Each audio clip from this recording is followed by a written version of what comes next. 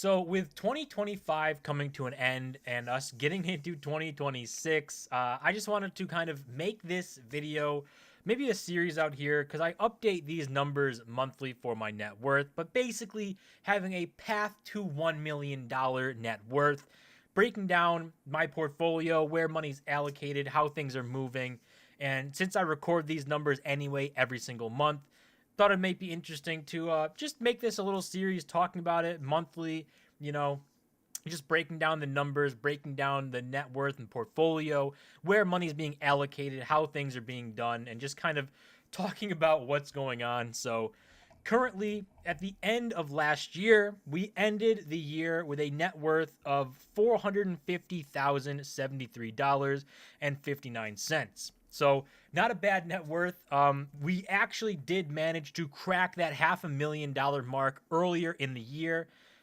We reached the total. So the height of my net worth was $508,000, and then it went downhill from there for the assets that I was holding. So it's a rocky ride. Things are swinging, but honestly, things typically swing higher than they do lower. So I'm not going to complain too much about that. But last year for 2025, we actually ended up losing money. It wasn't such a great year. We ended up losing $16,000, $16,146.01 ended up being thrown away. So we can see this gains and loss per month chart. A lot of swings up and down.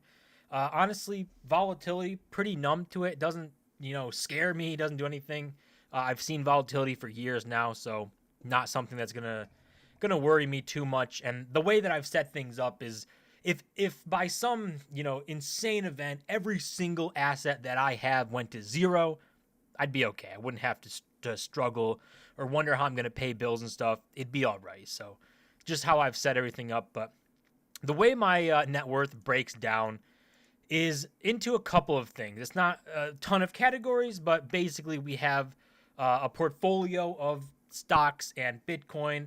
That's the only crypto I have, but Bitcoin and stocks, which come to a total of last year, ending the year last year with being worth around $168,210.98. So this is the category that swings a lot, that causes most of the volatility in my net worth.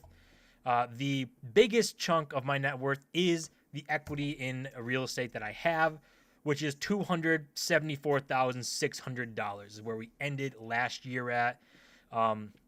Basically, the value of the house I have is just all equity, so pretty good situation to have there. And then we have savings and cash. Total cash was $4,262. I don't typically carry lots of cash. I don't like keeping lots of cash on hand. I'd rather have it deployed. So I know that can be a topic where people debate back and forth whether or not you should maintain a healthy, emergency fund, which I think you should. And that's why I am building up a cash position. I am going to, try and get that done, try and build it up to a little bit more, probably closer to like 10,000, just to keep that there. And I'll use that to deploy, a few $1,000s if I see a deal that I like or something. If something I want to invest in goes down significantly, then I might deploy that money and rebuild savings. But that is the plan for cash. I don't like to keep a lot on hand. I would much rather have it deployed and working for me instead of sitting in an account. It's in a high yield account, but even that isn't going to be, the greatest return compared to if I buy Bitcoin with it. I think that'd be a much better return. So that's basically how my net worth breaks down. I do value my car in there. So I put a value on my car of $3,000. It's not what it's worth. It's worth somewhere like it's somewhere like 26,000 or 30,000, somewhere around there.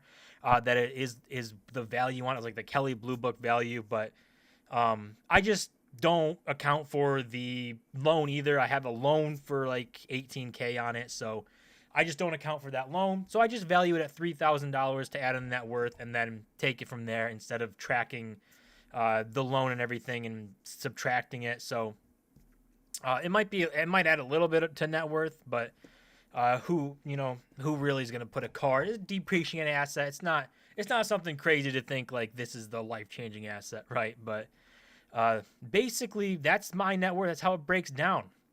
450,000 to end the year. We broke 500,000, which is a crazy thing. When I broke it, it was just a very surreal type of moment. Just kind of thinking like, wow, like this thing, I'm closer to that $1 million mark than zero, which not a lot of people can even say that, right? So, getting along with this goal, hitting 7 figures is just a massive achievement and massive thing that I want to do. I want to get done. I don't know why, but my brain has always been locked on getting that done, achieving that. Being able to say like I'm a millionaire is just something that I want, and I've been chasing it. So, the plan is obviously to reach that. So for this year, going forward, the portfolio, not much is going to change. Like I said, I'll probably add more to savings and, buffer that up a little bit. Try to get that, maybe closer to 10K, but honestly, maybe like 6 or 7K. And then kind of just, instead of saving money, just roll whatever was being saved per month into investing. I just would rather do that. Like, I don't know. That's how my brain works. I would rather have it invested. So,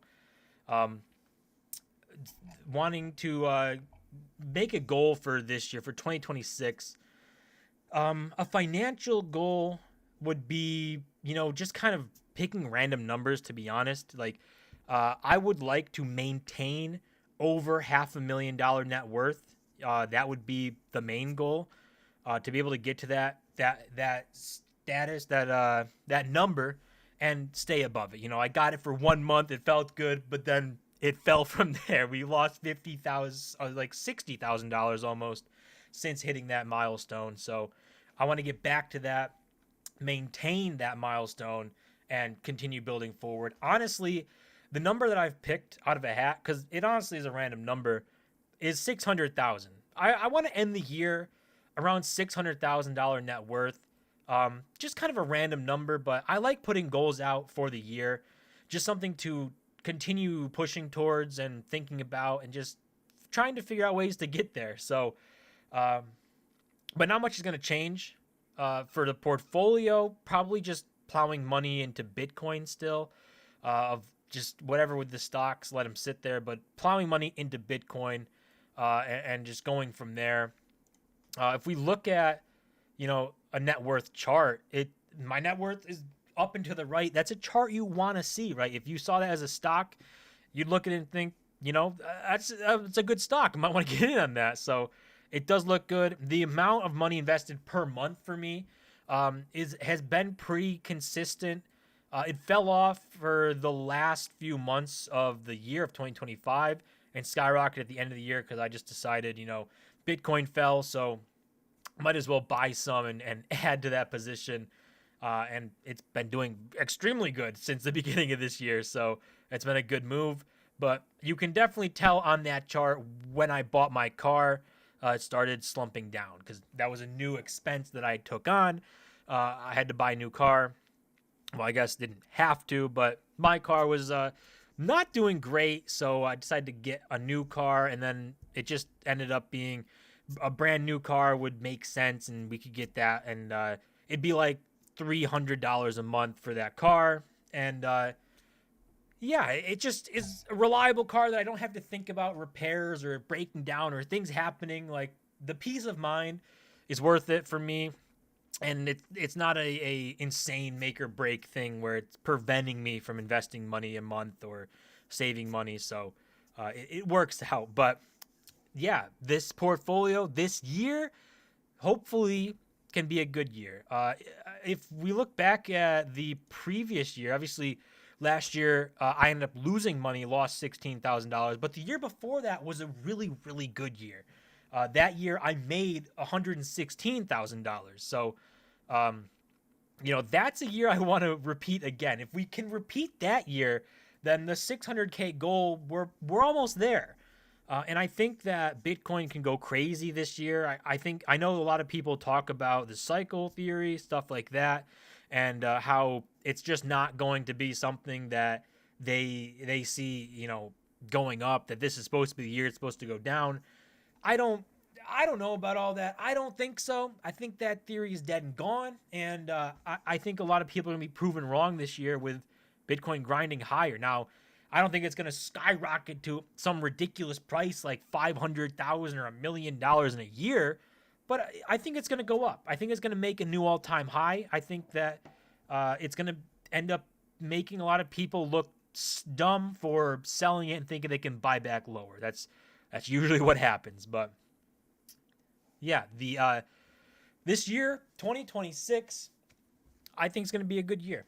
I'm hoping it's going to be a good year, and we can get out of the red. I want to see some green to end the year. I want to see some growth in the net worth outside of any just income or savings. So hopefully we can get there. That's basically how my net worth breaks down. Like I said, for this this series that I might turn into, I don't know if I'll make it every single month. I'm going to track the numbers every month. I've been doing this for a few years now. I wish I started from zero tracking everything, but better late than never. But yeah, I might make this an every month series just to update stuff. We'll see, because I don't want to just make it a boring talk about stuff, but I mean, we might just end up having to do that and seeing it's crazy. If we have a crazy month, then definitely, if there's a huge gain or huge loss, then I'd want to talk about that and bring that out. But for right now, that's the plan. Path to $1 million. Hopefully we can get back over that $500,000 mark, and I can be able to say I'm closer to $1 million than zero, which is an interesting thing to say. It's pretty cool. But getting to that 7-figure mark is the real goal. Maintaining over it. I've got some goals that I want to do, getting over that mark, like maybe hitting $1.5 million net worth and buying something as a celebratory type thing for that, like an achievement for that. Honestly, I've been thinking about a couple of different things, just to maybe something like a Rolex, just something to make that event memorable. Remember reaching millionaire status and just getting something nice for it.